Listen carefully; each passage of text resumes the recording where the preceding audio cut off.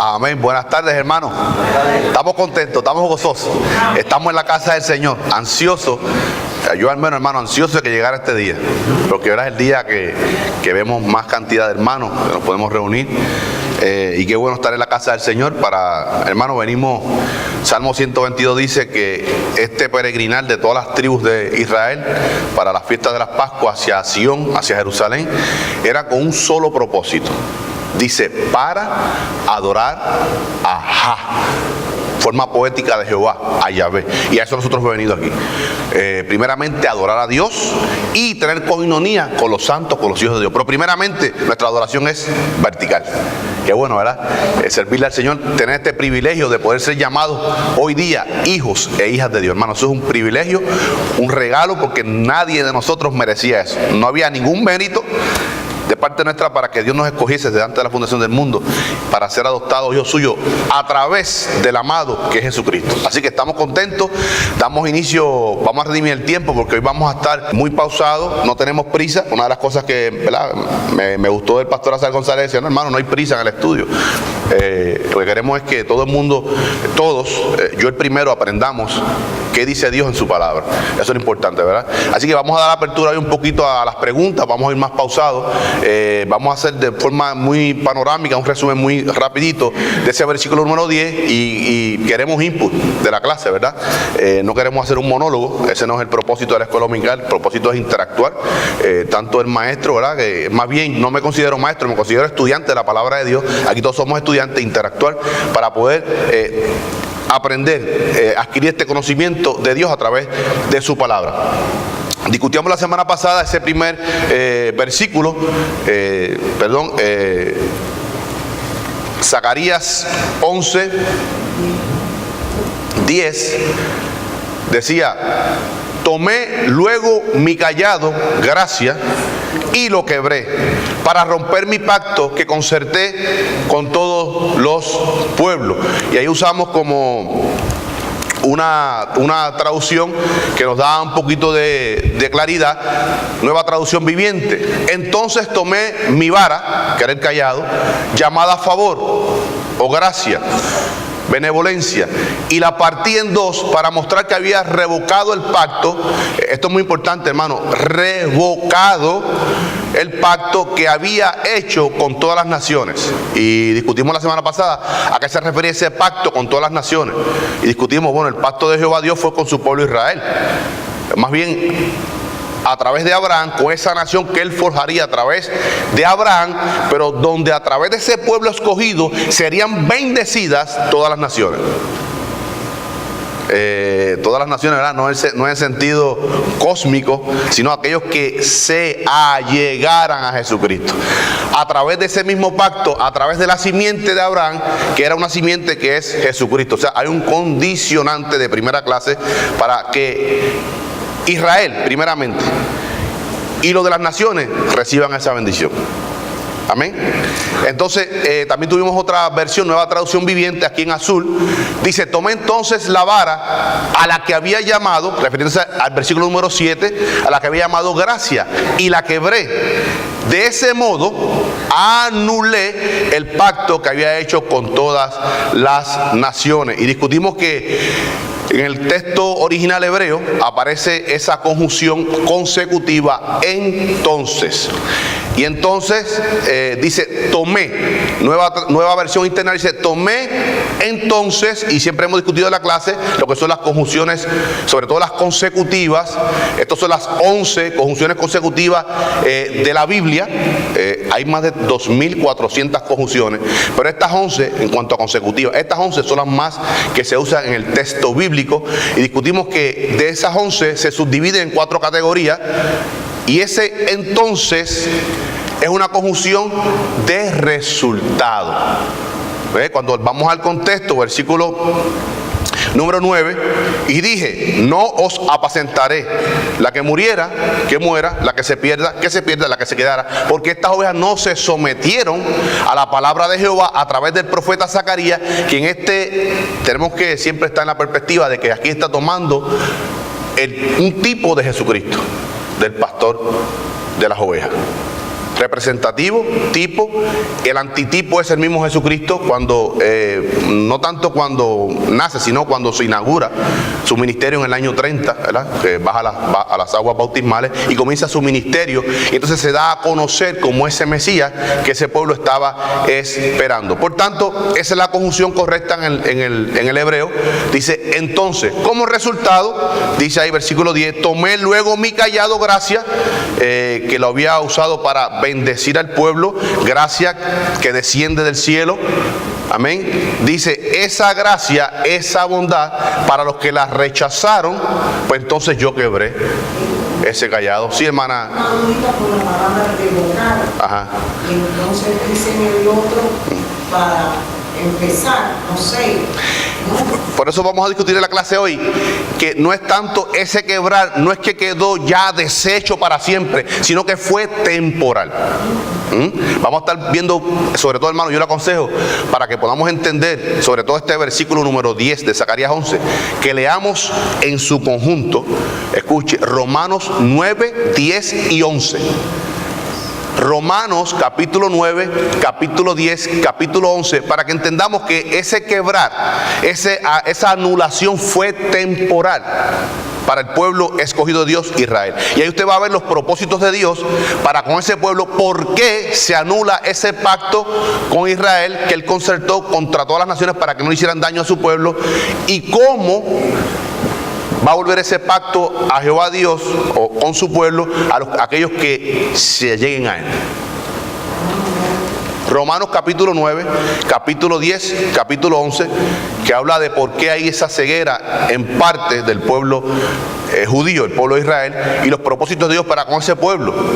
Recuerden que ese es el olivo cultivado. Nosotros somos del olivo silvestre, ramas del olivo silvestres injertado en el olivo cultivado por Dios, el pueblo escogido de Dios, pero aún ramas de ese olivo original fueron desgajados.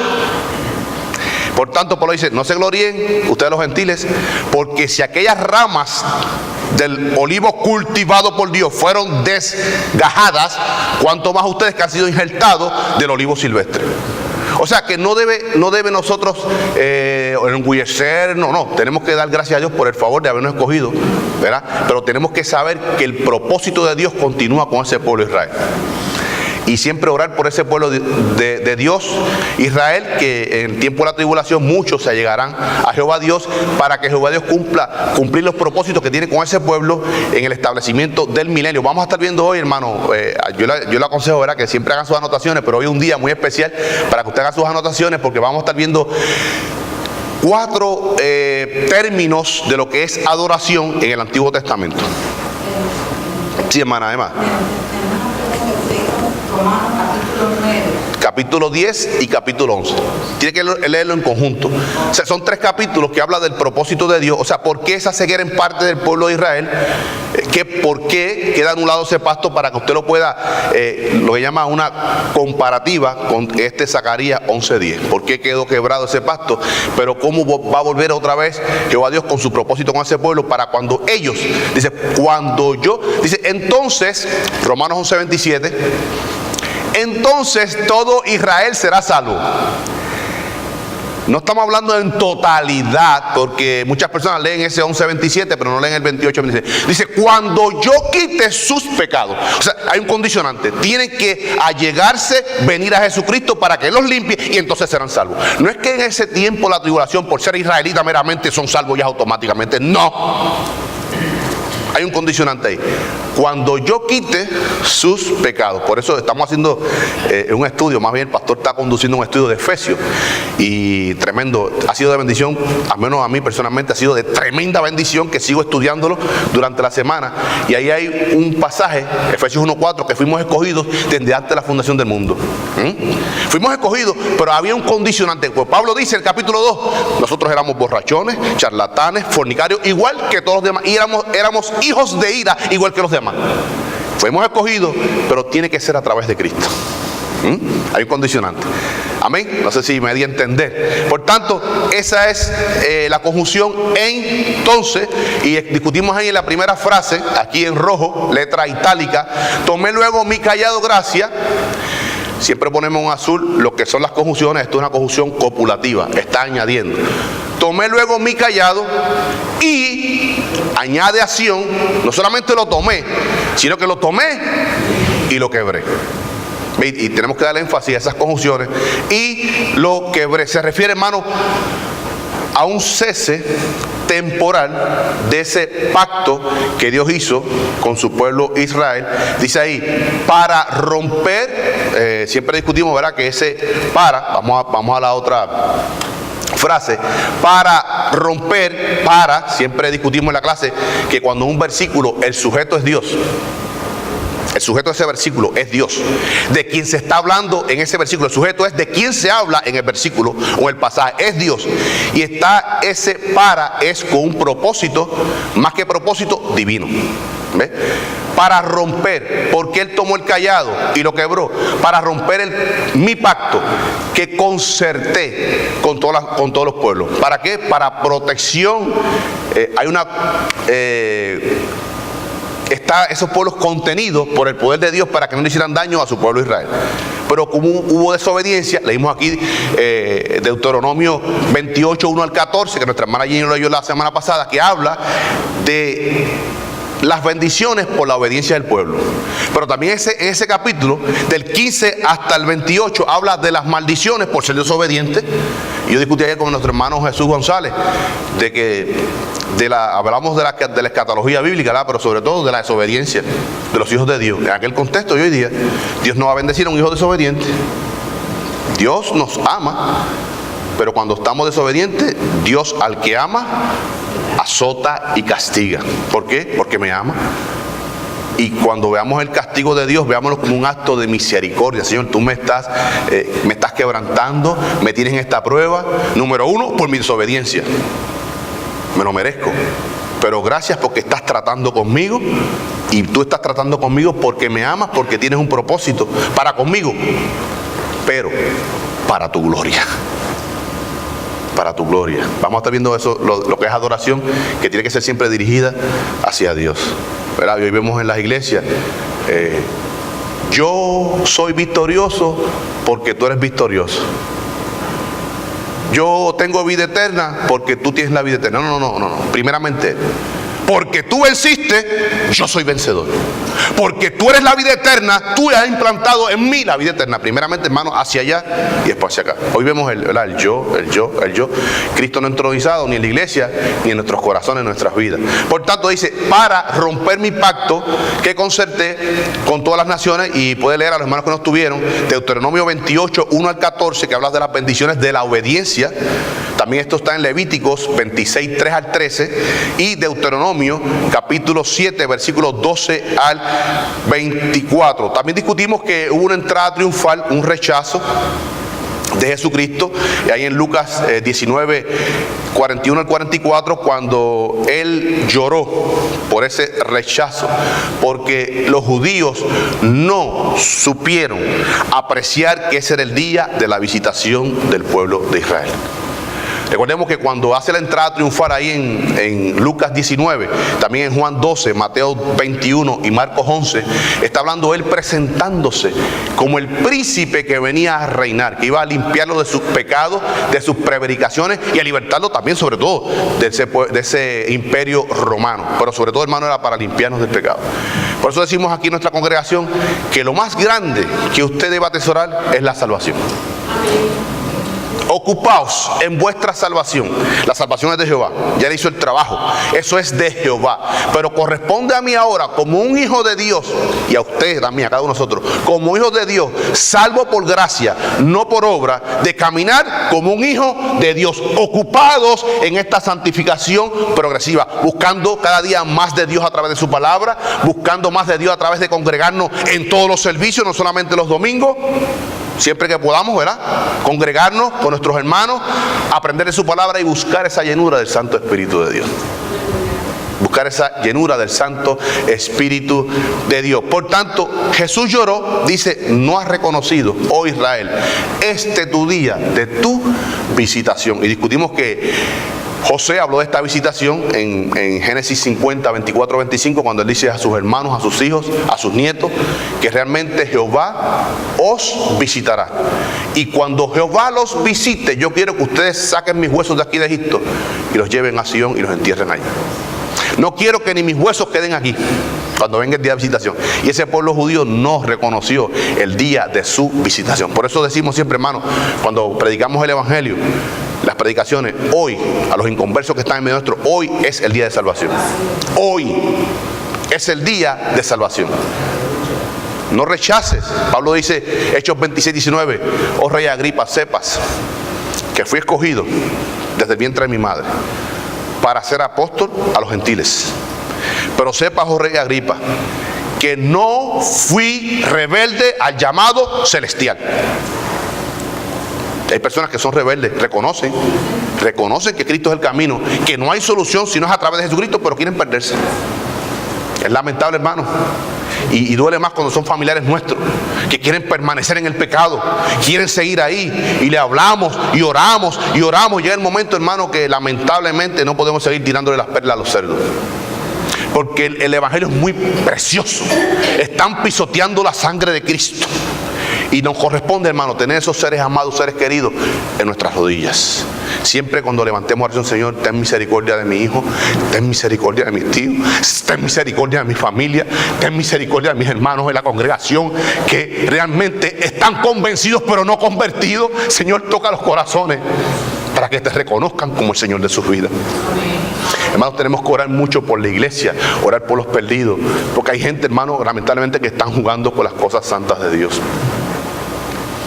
Y usted sabe una cosa, que a veces nos gusta señalar el pecado de los impíos, pero cuando yo estoy en contra de un hermano, dice el apóstol que soy un asesino, y los asesinos no entrarán al reino de los cielos.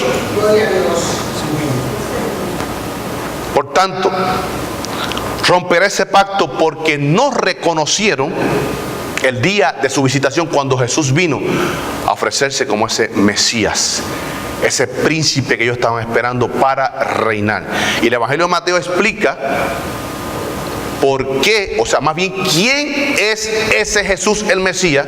Número uno, Mateo, en el contexto judío, ese evangelio fue escrito primeramente en un contexto judío. Y segundo, Mateo explica por qué no se estableció el reino de ese Mesías, porque hubo un rechazo de ese pueblo por el cual él vino. Entonces ahí pasamos al versículo número 11, que básicamente la clase la vamos a consumir en este versículo número 11, porque discutimos panorámicamente a qué se refiere ese día, y discutimos 3 días, ¿verdad? Más bien hay 3 términos de día, y después de la clase hubieron varias preguntas y hermanos que nos escribieron a través del correo electrónico, así que vamos a ir muy pausados. Usted anote cualquier duda, hermano, usted levante su mano y vamos a buscar la forma de contestarla lo más bíblicamente posible, dentro del marco bíblico. Dice Zacarías 11:11, y fue deshecho en ese día. ¿Qué fue deshecho? Ese pacto que él hizo con los pueblos, para que no sometieran a castigo a su pueblo Israel. Y fue deshecho ese día, y así conocieron los pobres del rebaño que miraban a mí. Recordemos que esto está hablando aquí Zacarías como tipo de Jesucristo, pero eventualmente se cumplió en la persona de Jesucristo, ¿verdad? Porque en ese contexto, cuando Jesucristo viene a este mundo, sobre todo en esa inauguración de su ministerio en el año 30, muchos reconocieron que ese era el Mesías. Muchos lo recibieron como el Mesías, no como las multitudes que iban por el buen pan, por el buen pescado, por las sanidades que él hacía, sino unos fueron quebrantados reconociendo que ese era el Mesías, ese era el día de su visitación. Pero la mayoría del pueblo lo rechazó. Me imagino que a mitad de tribulación, cuando se le quita la careta. Y lamentablemente, aún así, hermana Loida, muchos seguirán en el desliz. Muchos. Usted sabe que yo siempre he dicho, cuando usted quiera desearle algo a un enemigo desee la salvación y se vea desnudo ante los ojos. Eso es. Eso es lo más grande, verse uno lo malo que ha sido. Amén. Porque dice la palabra, Pablo dice, porque igual éramos nosotros, o peores, y Dios tuvo misericordia de nosotros.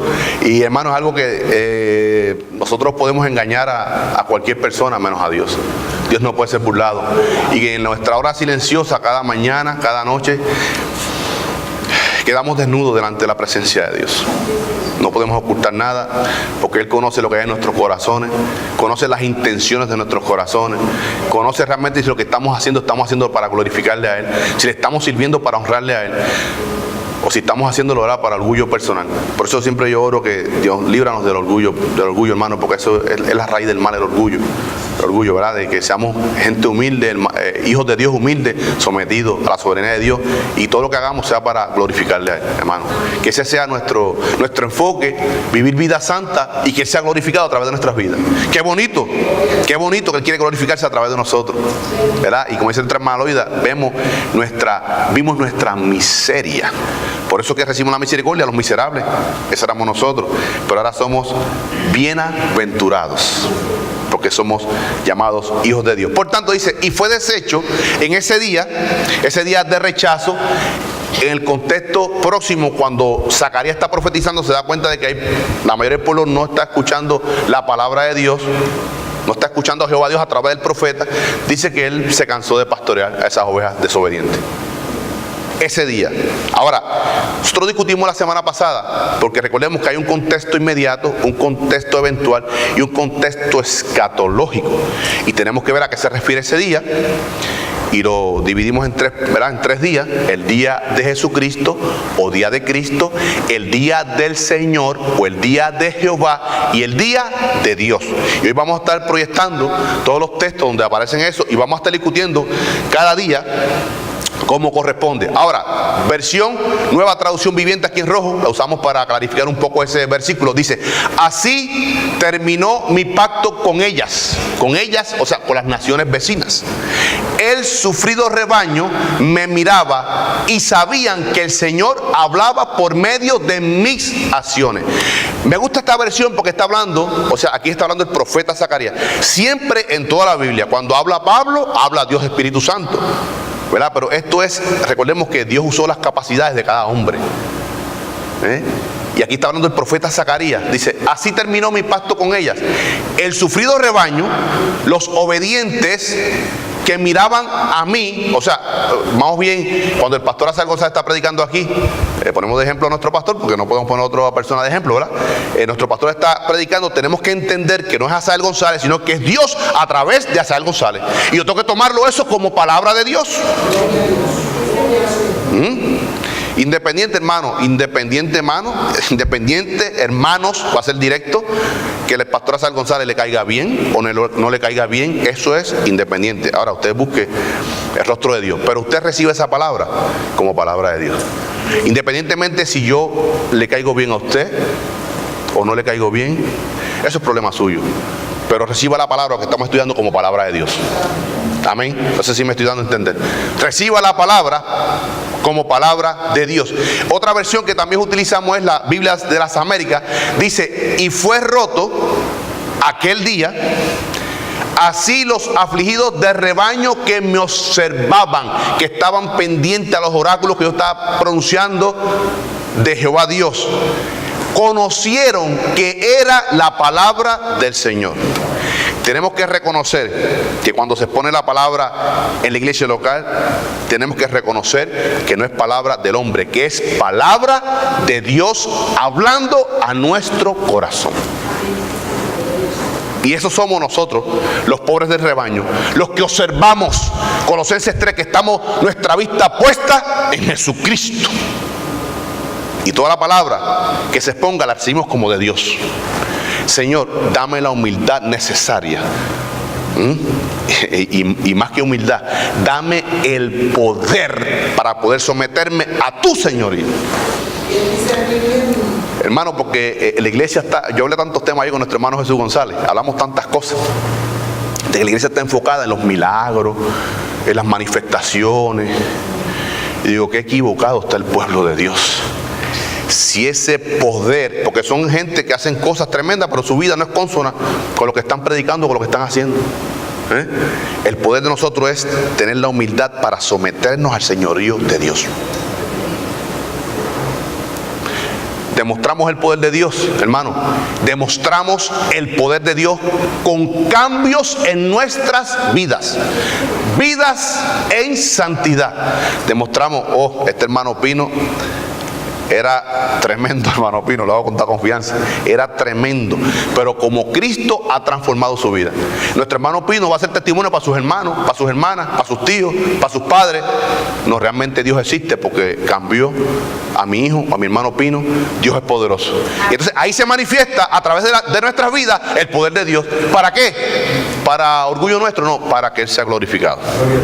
Que tú seas glorificado en nuestras vidas. Ese debe ser nuestro enfoque en nuestra vida. Por tanto, ahí dice Las Américas, dice que aquel día, y vamos a estar concentrándonos en ese día, dice que fue roto. Escuchen, roto. Aquí dice terminó, que terminó. Dice la Biblia de Jerusalén que fue rota aquel día, anulado.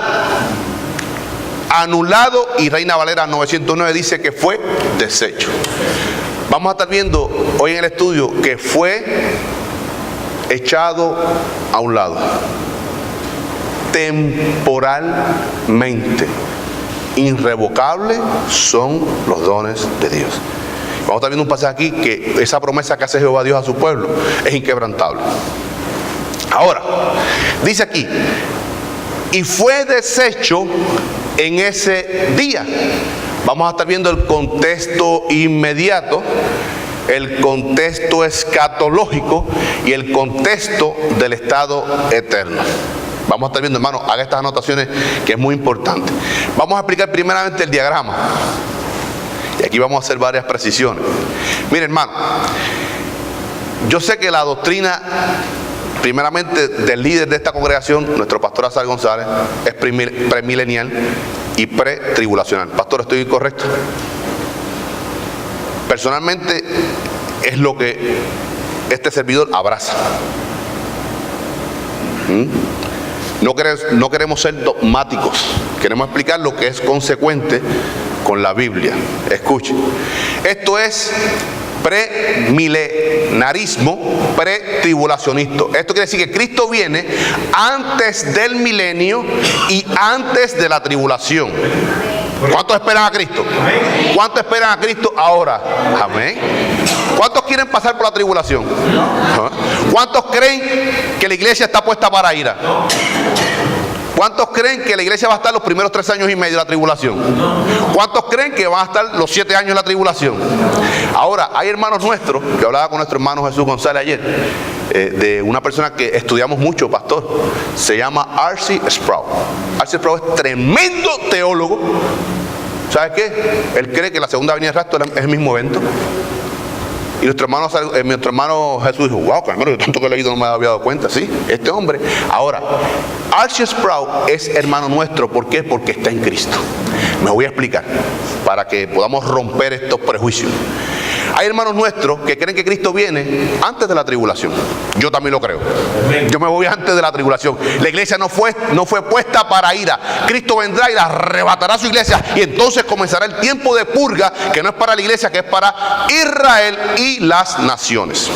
Pero hay hermanos nuestros, los medo tribulacionistas, que creen que Cristo viene a mitad de la tribulación. Son los medo tribulacionistas. Son hermanos nuestros en Cristo. Y hay hermanos nuestros en Cristo como R.C. Sproul, que piensa que Cristo viene al final de la tribulación, y eso comprende lo que es el rapto y la segunda venida, todos juntos en un mismo evento. Yo respeto a nuestro hermano R.C. Sproul, de quien hemos aprendido tanto en otras doctrinas básicas bíblicas.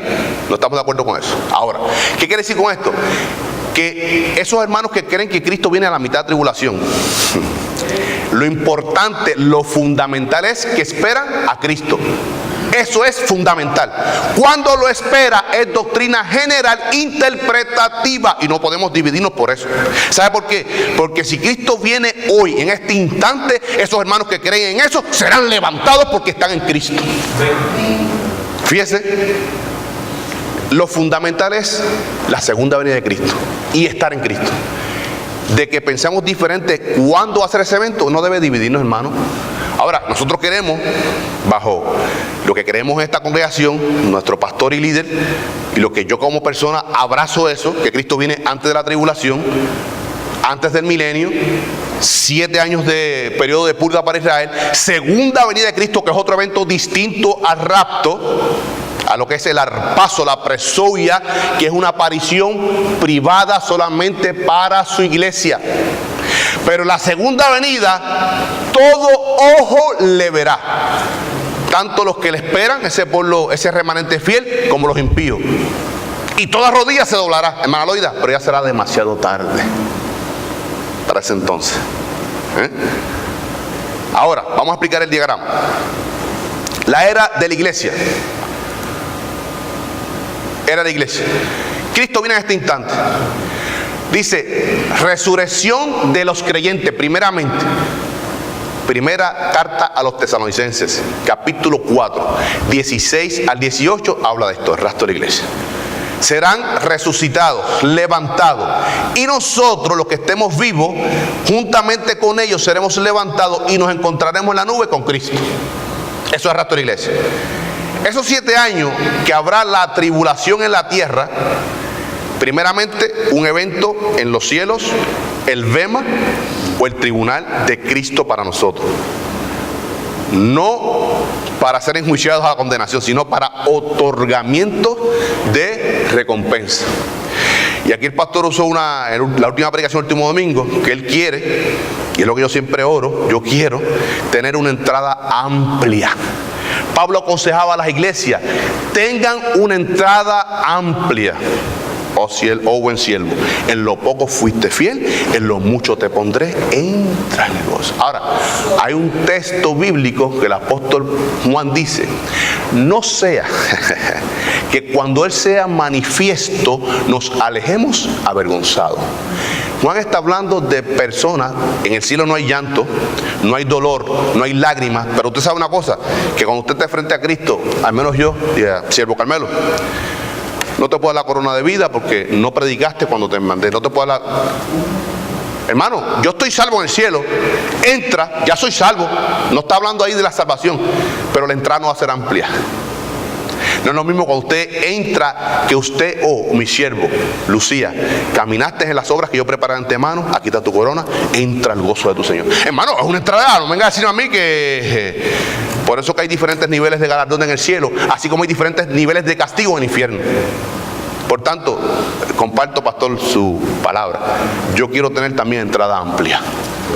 Y yo quiero procurar, o más bien debemos procurar cada uno, andar por las obras que Él preparó de antemano, que serán las que tendrán recompensa, no las que hagamos en la carne.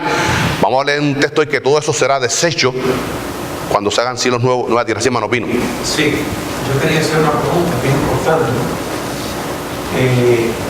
Yo sé que los muertos resucitarán primero, los que quedemos vivos seremos levantados. Hay una pregunta, y yo creo que eso es de interés para todos también. Los niños, hablo en general, los niños del mundo desaparecerán todos. Sí, de ellos el reino de los cielos. Es el reino de los cielos, ¿verdad? Dice el Señor, deja que los niños vengan a mí porque de los tales es el reino de los cielos. Exacto. Ahora, qué bueno que usted trae ese argumento. Yo estuve hablando la semana pasada con un hermano, la importancia de la educación cristiana en la iglesia, aún de los infantes. Aún de los infantes. Aún niños de cuna en la iglesia. ¿Sabe por qué? Tenemos que hablarle a ese niño de Cristo, de Cristo, de Cristo, de Cristo. Escuche, yo he sabido de niños de 6 años que han aceptado a Cristo. Escuche, paréntesis. Quizás no con la profundidad o el conocimiento de un adulto, pero déjelo que venga Cristo y comiéncelo a instruir en la palabra de Dios para que entonces después Él reafirme la decisión que hizo años atrás.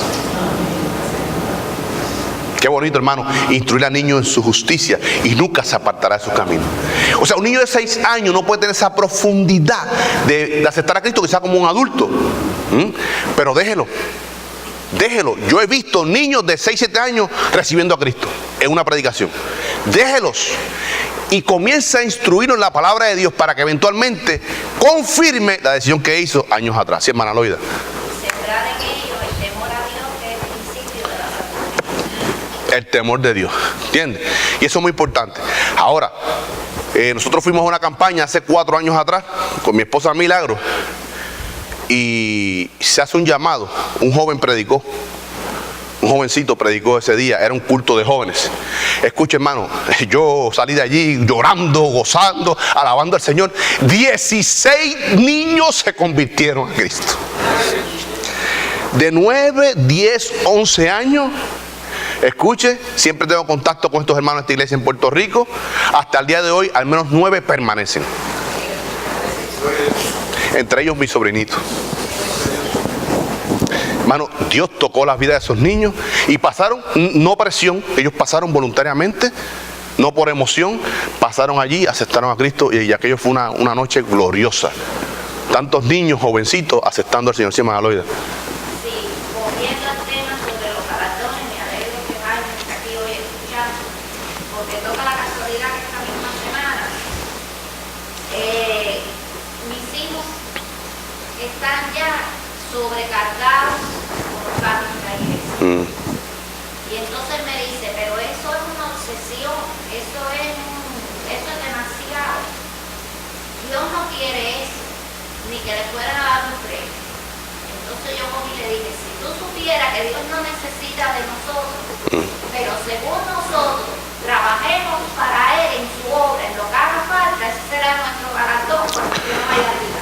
Y usted hoy lo está asesorando en el tema. Te voy a estar de vuelta. Ahora, hermano, anote esto. Les recomiendo un libro. Yo raras veces hago esto. Del doctor Charles Wright. Equilibrio en la vida cristiana. ¿De qué me vale a mí trabajar en el ministerio si en mi hogar no hay comunión con mi esposa? De nada sirve, hermano. Equilibrio en la vida cristiana. Tenemos que trabajar la obra del Señor, pero ser equilibrado. Mi primera responsabilidad es mi hogar, no el ministerio. Pastor, nuestro hogar es nuestro primer ministerio. Dios y el hogar que fue lo primero. ¿Sí? Pero Dios nos manda a nosotros como unidad básica de la sociedad, el matrimonio. Tiene que comenzar ahí. Si no, no hay victoria en el ministerio. Si no, no podemos ser usados como Él quiere usarnos. Vida equilibrada. Vamos al tema, hermano. Entonces, aquí, de estos 7 años, estará el tiempo en la tierra de la tribulación de Israel y las naciones. Escuche, Cristo viene en su segunda venida. El doctor Wright, que es el que hace este diagrama, escuche, quiero ser preciso con esto. Dice Cristo la Grey. Él piensa que Apocalipsis 19:8, esos ejércitos que vienen incluyen a ángeles y los santos. Vamos a respetar su opinión. Otros hermanos nuestros piensan que solamente son las huestes celestiales que se componen solamente de ángeles. No nos peleemos por eso. Lo importante es la segunda venida de Cristo. Sea que viene junto con ángeles y nosotros la iglesia, o que viene solamente con los ángeles. Lo fundamental aquí es que el Cristo viene en su segunda venida. Así que eso de la Grey usted lo pone si lo cree o si no lo cree. Entonces, sí, pastor. Mucho tiempo yo creía así. Le comparto esto porque tú sabes, también es importante. Sí, sí. Pero el Señor me ha dado convicciones y ya entremos al paraíso y el ayuno vamos a estar. O sea que vamos a estar aquí eternamente. Hay que recordar que en la tierra cuando Cristo viene y viene precisamente a cumplir con todo el pacto para la nación de Israel específicamente, que en la tierra hay pecado, en la tierra los hombres todavía están en carne, y la iglesia desde el momento que es arrebatada ya tiene ya cuerpos glorificados, una naturaleza completamente diferente a la que se está viviendo en la tierra. Entonces a través de esas convicciones que yo uno, que es Cristo con los ángeles. Igualmente, pastor, por eso tenemos que respetar las opiniones. ¿Sabe por qué? Porque hay un texto que dice, y os llevaré, para donde yo esté, ustedes estén conmigo. Fíjese. Y en el contexto de 19, anote esto, de Apocalipsis 19, ese versículo número 8, contrástelo con el 14. En el contexto. Apocalipsis 19, 8. Busque el contexto con el versículo número 14. ¿De quién está hablando ahí? Y es lo que es la conclusión que llega el doctor Riley. Y tenemos que respetar eso, hermano. Ahora, lo importante, usted crea que Cristo viene a segunda venida junto a estas huestes celestiales, compuestas por ángeles y los santos de la iglesia, o solamente con los ángeles. Lo importante aquí es que Cristo viene en su segunda venida. Eso es lo fundamental. Sí, tenemos que tener presente que en la segunda venida, cuando se especula si es con la iglesia o no es con la iglesia, es para pelear en el Armagedón. Él va a estar solo, la pelea es del solo. Solo. La iglesia no va a tocar tiempo, Mire, no hay necesidad, solo lo va a destruir. inclusive, más que eso, fíjese, aún vengan con las huestas celestiales de ángeles, los ángeles serán espectadores solamente. La batalla es de él, solo de él. Aún los ángeles, fíjese, sacando la iglesia, no viene la iglesia, vamos a tomar esa postura. Pero aún así, los ángeles que vengan con él serán meros espectadores. Y aún si nosotros venimos con él, seremos espectadores nada más. Eso es lo importante. Dice que el cielo se va a enrollar. Imagínense el tamaño del cielo enrollado.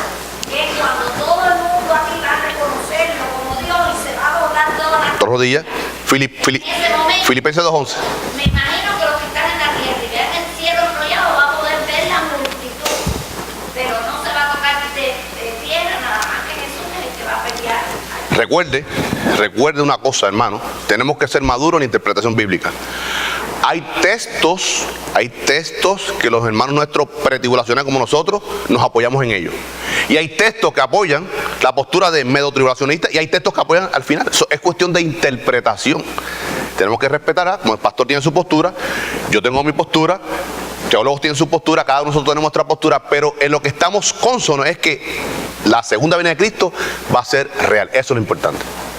Que se cumplirán todo lo que Él ha hablado. Ahora, cuando Cristo venga a su segunda venida, que va a ser el juicio de las naciones, la guerra de Armagedón y el establecimiento del milenio.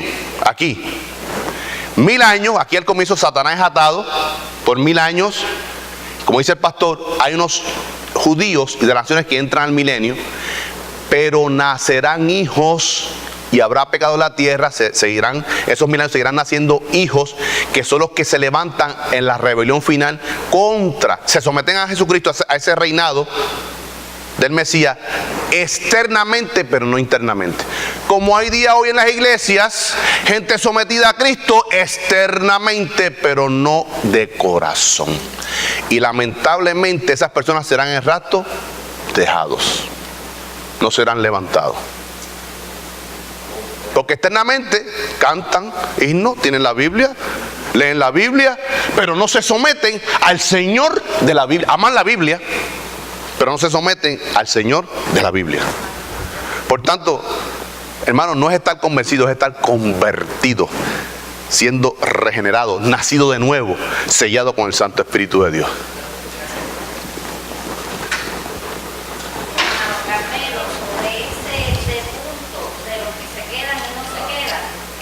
También hay diversas opiniones, porque hay quien dice que todos los gentiles convertidos se van en el rapto, que no, que los decapitados son para los israelíes, para el pueblo de Israel, que ya una vez que pasa el rapto de la iglesia ya los gentiles no vienen. Bueno, pero es que allí en el milenio hay de las naciones, no, hermana, usted me perdona, pero eso es erróneo. No, digo yo, sí. Sí, hay esa interpretación, pero recuérdese que dice en Abraham, en ti serán benditas todas las naciones. Está hablando, Abraham no se le habló de rapto, era un misterio todavía. Abraham se le habló del reino milenial y allí habrán de las naciones que se anexarán a la predicación de los 144,000 judíos varones. Esos son los que van a extender el evangelio. Exacto, pero muchos no solamente israelitas, sino muchos de las naciones se anexarán al evangelio. Gentiles que se quedan y se dan cuenta de lo que escucharon. Lo que pasa es que la dispensación de la iglesia es hasta el rapto. Después del rapto ya no hay más personas que se anexen a la iglesia, porque llegó la plenitud de los gentiles. Pero en el tiempo de la tribulación, ¿hay gentiles que serán salvos? Seguro que sí, si lo dice la Biblia. En el tiempo de la tribulación habrá gentiles que serán salvos. En el milenio habrá no solamente judíos, habrán de las naciones. Ahora, vamos al estudio. El milenio, la rebelión final y entonces la resurrección de los no creyentes de todos los tiempos serán juiciados, serán lanzados al fuego del agua y azufre, donde estará Satanás, sus demonios y el hijo de perdición Judas, y serán lanzados ahí. Entonces habrá cielos nuevos y nueva tierra. Ahora, hermano, día de Jesucristo, anote estos textos, donde aparece lo que es el día de Jesucristo. Vamos a estar leyendo Filipenses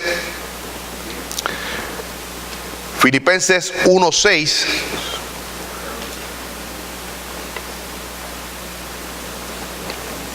Vamos a estar leyendo del 3 al 6. Voy a estar leyendo Filipenses 1.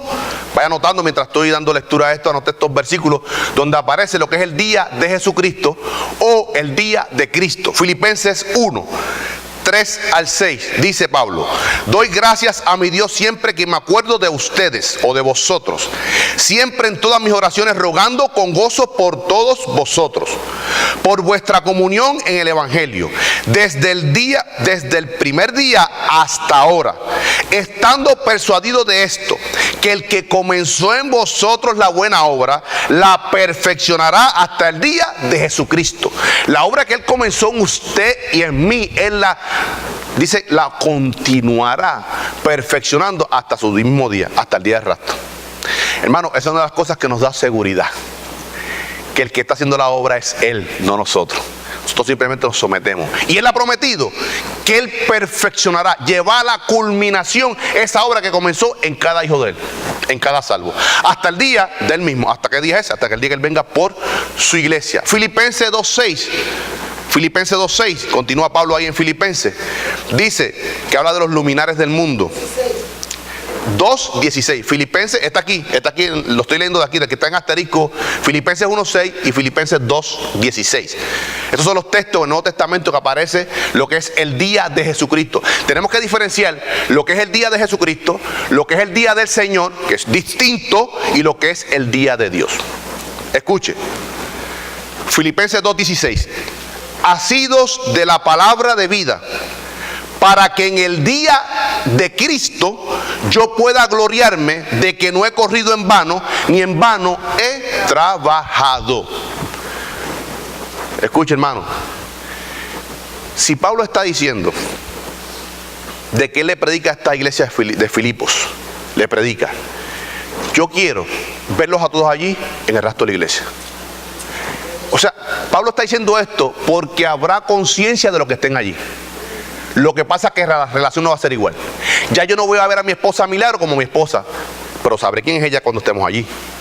Porque entonces, ¿qué consuelo le dio Pablo a los de Tesalónica cuando dice: no estén tristes porque sus familiares de Cristo han muerto, pues ellos serán levantados y los veremos allí en el rapto? Lo que no habrá conciencia es de lo que quedó atrás.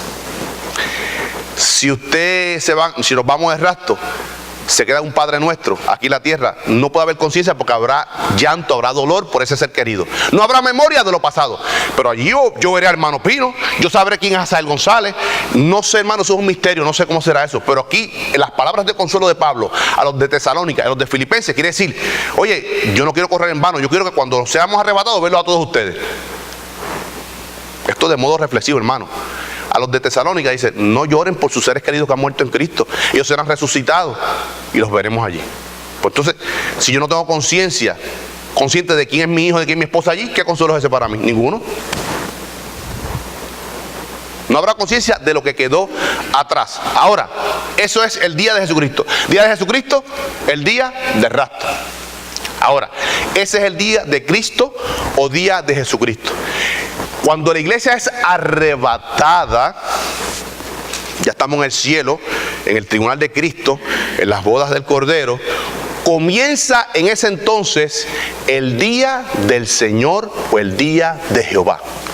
El día de Cristo no es un periodo, es un momento, es un abrir y cerrar de ojos, el rapto. Ese es el día de Cristo. ¿Cuándo es el día? No lo sabemos. Ni los ángeles lo saben. Solo Dios. Solo Dios. Ni el mismo Cristo, en condición humana, en su naturaleza humana, tampoco lo sabía. Pero como Dios sí lo sabía. Por eso que el pastor explicó que en algunos momentos los atributos de Cristo, pastor, fueron echados a un lado, en algunos momentos, pero en algunos momentos Él, ejerció su poder porque Él era Dios. Pero Jesús, hombre, como hombre, no sabía cuándo era el día.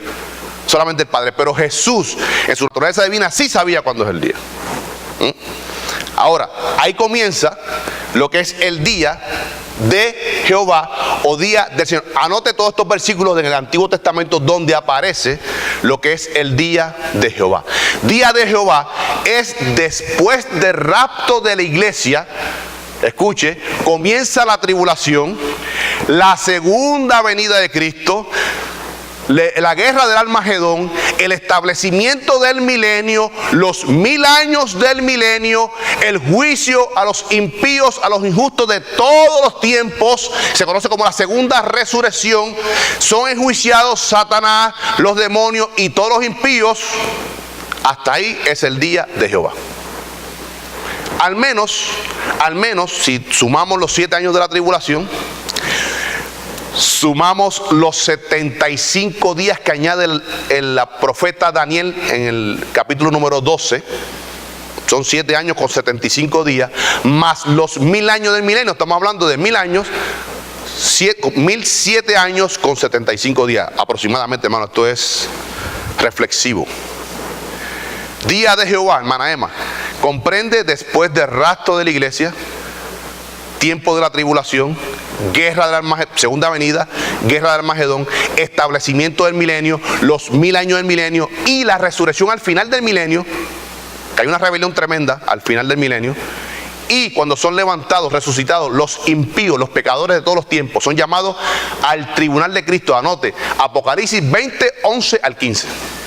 Hasta ese momento es el día de Jehová o día del Señor.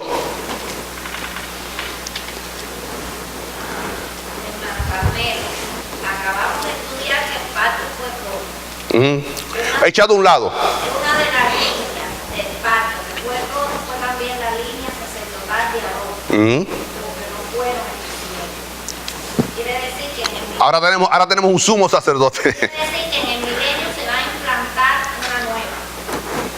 Usted más adelante la Sí. Entonces, eso es el día de Jehová. O sea que ya podemos contestar una pregunta cuando viene una persona a preguntar, oye, ¿qué es el día de Cristo? ¿Qué diferencia hay entre el día de Cristo y el día de Jehová o día del Señor? Ya podemos explicar con textos bíblicos lo que es un día y lo que es otro día. Ahora, posiblemente nos tome esta clase y la próxima clase poder descifrar todas estas cosas, hermano. Escuche. Hay cuatro términos de lo que es adoración. 4 minutos para terminar esto.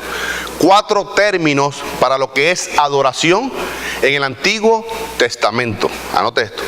4 términos de lo que es adoración en el Antiguo Testamento.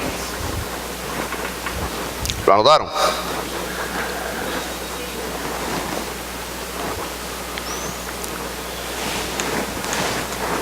Número 1. Está la palabra shahat, que era postrarse, inclinarse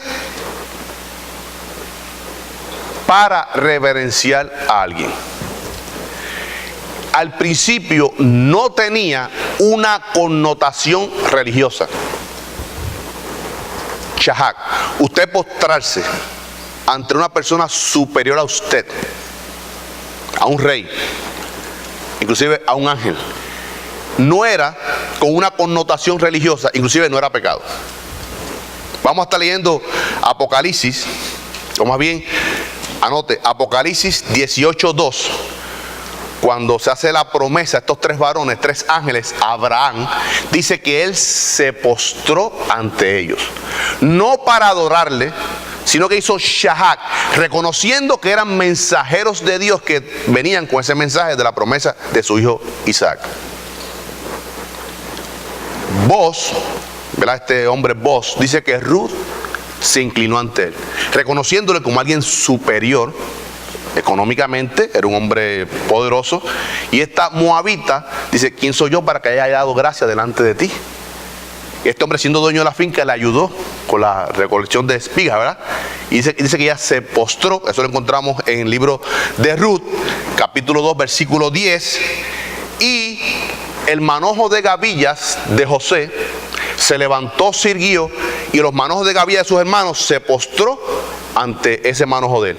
Están diciendo, ustedes, mis hermanos, en su momento se inclinarán ante mí, como realmente pasó cuando leemos la historia de José, ¿verdad?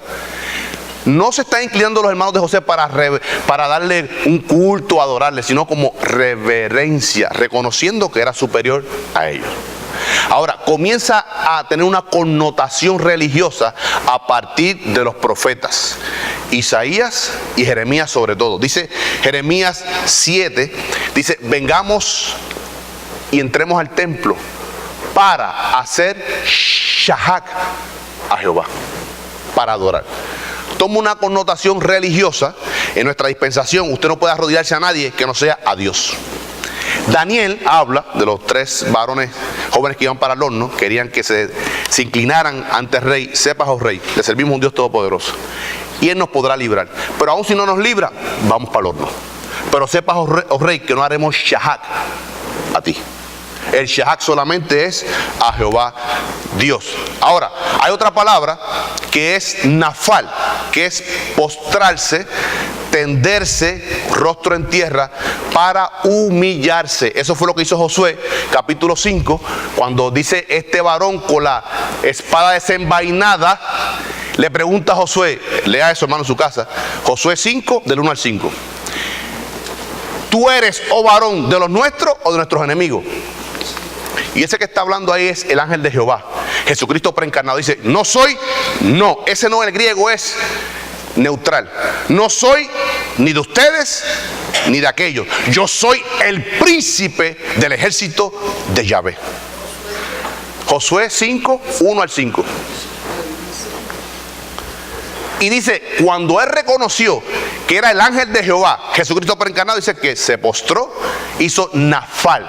No solamente se postró, sino que puso su rostro en tierra. Y esto ya es una connotación de adoración a Dios. Este es Jesucristo, una teofanía de Jesucristo a Josué, reconociéndolo que Él es Dios. Nafal. Hay otro término que es halal. Halal es alabar, elogiar, alabanza. De ahí procede la palabra aleluya. Alabanza al Señor. 110 veces aparece en la Biblia, sobre todo en los salmos. En los salmos toma una connotación religiosa solamente a Dios. 4 veces en el Nuevo Testamento, solamente. De las 4 veces en un solo libro, Apocalipsis. Y del solo libro en un solo capítulo, 19. Las 4 veces en Apocalipsis. Versículo 1, 4, 5 y 6 aparece la palabra aleluya. Alabanza a Jehová Dios. Ahora, en el Antiguo Testamento hubo un halal a Sara, la esposa de Abraham. ¿Por qué? Por su hermosura. La alabaron por su hermosura. No era una connotación de adoración, de idolatría, sino que reconocieron que era una mujer hermosa. Hicieron halal. Ahora, ya en los salmos toma una connotación vertical, solamente a Dios. Ahora, a la palabra que queremos llegar sobre este día de Jehová o día del Señor es la palabra Shaddad. Shaddad es fuerte, poderoso, en el hebreo todo. Shaddad es la raíz primaria de la palabra Shaddai. Shaddai es el todopoderoso. En el griego, el Omni Dynamis. Omni, todo, Dynamis, dínamo. El poder de Dios no es como cantan nuestros hermanos carismáticos. Dice que el poder de Dios es dinamita. No. Dinamita, ¡pum!, explotó y ya. El poder de Dios es dínamo, poder generador, poder que genera poder. El poder emana de Dios. Por tanto, no es dinamita, es dinamis, dínamo. Un dínamo que genera poder. Por tanto, en ese contexto, Shaddad, fuerte, poderoso, es una alabanza a Dios que hace el pueblo judío. Sobre todo ahí, Isaías 13:6. Dice que en este día del Señor, cuando se han enjuiciado los rebeldes, dice, y habrá Shaddad, habrá adoración al Todopoderoso. Aún en ese día, el día de Jehová, los santos, los que le esperan, Él será glorificado. El día de rapto será un día de bendición para nosotros que conformamos la iglesia, pero será un día de maldición para aquel que se quede. El día de Jehová, ese evento de la segunda venida, será un día de bendición para los que estén esperando a Jesucristo, pero será un día de maldición para aquellos que reciban el castigo de ese mismo Señor. Hermanos, nos ponemos de pies, continuamos el próximo domingo con lo que es el día de Dios y continuamos con el estudio de Zacarías capítulo 11. Vamos a estar discutiendo versículo 11 al 14 el próximo domingo y concluyendo con lo que es el día de Dios, entramos en oración. Amantísimo Dios y Padre Celestial, venimos delante de tu presencia, Padre, en acciones de gracias por tu amor, tu infinita misericordia. Gracias, Padre, por estar en tu casa, casa de adoración. Gracias por estar en comunión con tus hijos, los santos, los que conforman tu iglesia, Padre Santo. Gracias porque podemos abrir las Escrituras y tú, oh Señor, nos habla a través de esta profecía de Zacarías, capítulo 11, mi Señor. Gracias porque a través de ella nos das entendimiento, conocimiento tuyo, Padre Santo, y nos prepara cada día más en esta santificación progresiva, Padre. Ayúdanos a someternos a tu palabra, a tu señorío, Cristo, y a ser diligente en el estudio de la misma, Padre Santo. Pero danos el poder, Padre Santo, la humildad para vivir conforme a un hijo tuyo, que podamos ajustarnos al marco bíblico, Padre Santo, y vivir conforme a tu palabra, mi Señor. Danos ese poder, Señor Jesús, lo necesitamos. Somos débiles, mi Señor. Sin ti nada podemos hacer. Te damos gracias, Padre, por cada hombre, por cada mujer, por cada niño en este lugar, Padre Santo. Bendícenos, Padre, y ayúdanos a poder seguir viviendo en santidad, Padre Santo, y a estar preparados para ese día cuando tú vengas por nosotros, por tu iglesia. Prepara nuestros corazones, Padre Santo, y nuestro espíritu para el mensaje que tú traes a través de tu vocero, tu atalaya, tu mensajero, nuestro hermano Pastor Asael González, mi Señor. Que sea una palabra que edifique nuestras vidas, Padre Santo, y que sea de cambios positivos en nosotros, mi Señor. Danos esa humildad para someternos a esa palabra. Reconocer, mi Señor, que no es un hombre que está hablando, que eres tú a través de ese instrumento, un hombre tuyo, mi Señor. Gracias por la palabra que tú traes de antemano, mi Señor. Bendice, Padre, los actos del culto que continúa, que ya lo hemos comenzado con la escuela dominical, con el estudio de tu palabra, Padre Santo, y todo lo que hagamos te honremos a ti, te glorifiquemos, y que las bendiciones sean para nosotros tus hijos. Mira esta semana que comienza, que la hemos apartado con este día, primer día de la semana, rindiendo culto a ti, al único Dios viviente, oh Señor Jesús. Gracias, mi Señor, y pedimos todas estas cosas creyendo en el poderoso nombre de tu Hijo, eterno y amado, nombre sobre todo nombre, Jesucristo nuestro Señor. Amén y amén. Gracias, papá.